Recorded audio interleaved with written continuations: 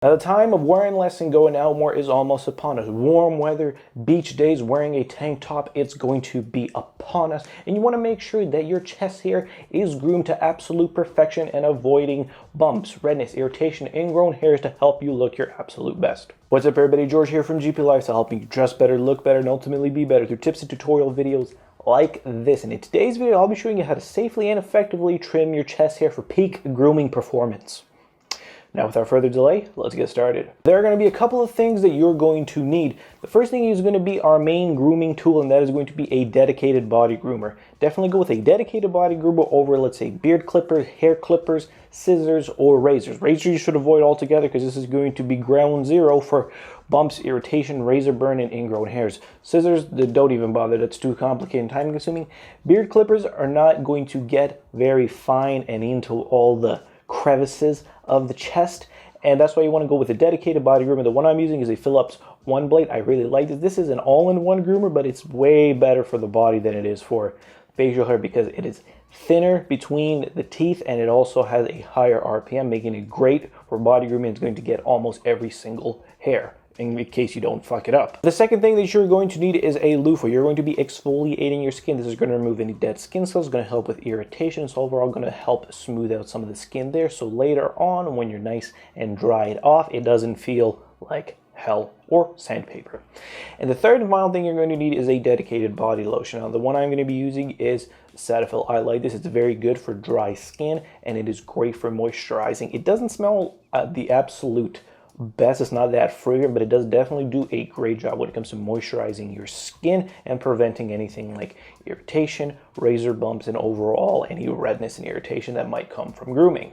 Now, I always personally recommend starting off with a longer guard just in case, just to take out some of that bulk. You might like the look you're going for. Maybe you just want to go with something au naturel that is just a bit more tamed and put together, and not maybe something that is just completely, you know, nude and just devoid of any hair. Starting with longer guard is going to be easier to get a good job done because then it's not gonna be super messy. There's not gonna be a lot of hairs just stuck to your chest, and this is also just gonna make it clean. It's gonna be effective, and it's very good to do it procedural to make sure you get everything done. When you're starting off with this, even if you're starting with a guard and working your way down, you want to start with one direction and go across your entire chest. I personally started going up to down and go across left or right, and then once that's done, I'm going to go one more pass down to up against the grain because chest hair, it can be a little bit weird. It can grow in all kinds of different directions, and with the curvature and structure of the chest, it's not like a flat area like an armpit, so you got to go around at a couple of different passes. I personally stick to two because if you go like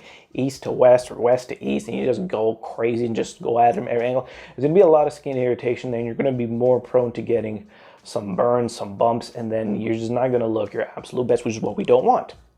Now, one thing that you want to look out for here is when you're going towards the center, towards that sternum, you want to actually start pulling some of the skin away, cutting out some of that slack. And this is actually going to help the grooming tool get in there so it doesn't really just sort of skip over that area to make sure that you could get almost every single hair. And this is why you want to use a dedicated body groomer tool versus something like beard clippers, because those higher RPMs are going to make sure that it's going to get into that area and get every single hair.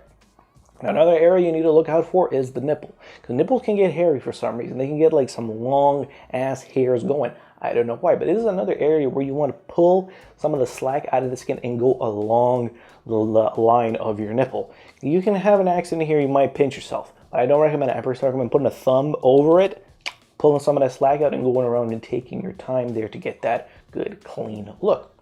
Now, once that's all done, you want to take a look in the mirror, brush off some of that using either like a loofah, or you can even use like a boar's hair bristle like beard comb. This may have a little bit of irritation, but just to get some of the hairs that may have been stuck to your chest away.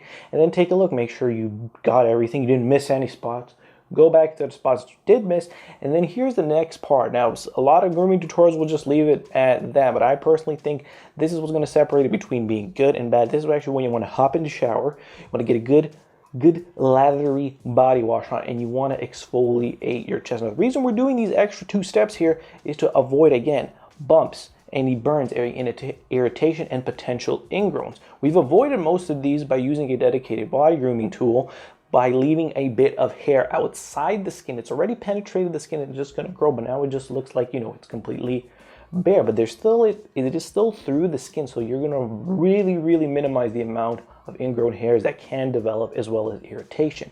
And by exfoliating with a loofah and a good body wash, you're just helping that skin, you're cleansing the area, you're getting it nice and clean, and really providing some nice cool lathering effect so you can actually not be super irritated once it's dry again. And once it's done, you hop out of the shower, you towel yourself off, then you want to grab your dedicated body lotion and you just want to put a nice even layer throughout, and you're basically here, you're good to go. Now with this, you're just adding a nice other layer of protection, because skin can get very dry from some of the body lotions out there because they are very detergent based and they strip away a lot of things, and from the friction and irritation from having a grooming tool on dry skin.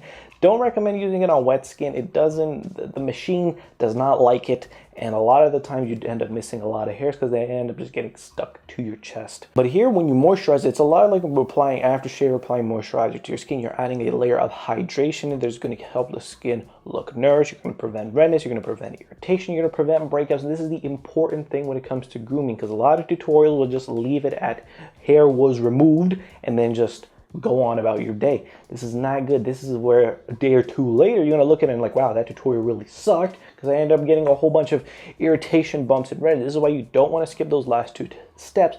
They're important. Plus, if you're going to be out, during the summertime, you're going to be wearing a tank top, the last thing you want is a pimply red chest. It's not going to look good, and you're going to actually feel a little bit insecure about it because you're like, wow, I really fucked myself up.